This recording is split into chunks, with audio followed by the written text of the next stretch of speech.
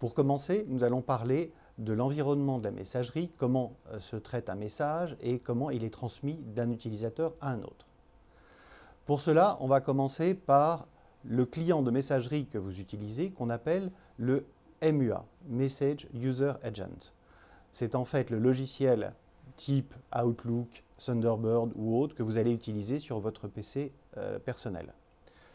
Au-delà de celui-là, va être utilisé le MTA, Message Transfer Agent, c'est-à-dire généralement un serveur SMTP qui va être utilisé pour transmettre le message de serveur en serveur jusqu'au serveur de destination.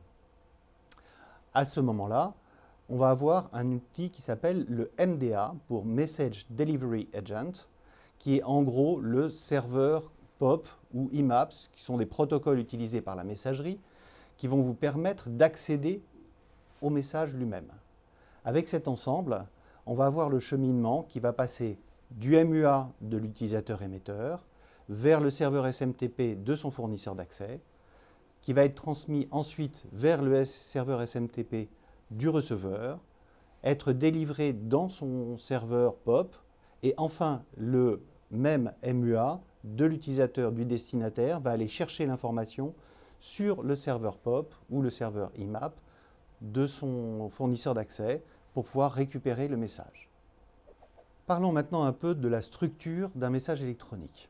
Après avoir vu comment se passaient les échanges, il est important de comprendre comment est structuré le message. On va distinguer trois parties dans le message électronique. Ce qu'on appelle les entêtes ou headers, ce qu'on appelle le corps du message et enfin les attachements.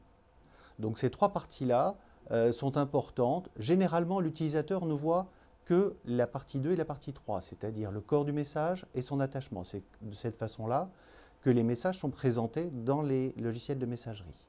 En revanche, et très important, ce sont les entêtes ou headers qui contiennent l'ensemble de la traçabilité des messages électroniques.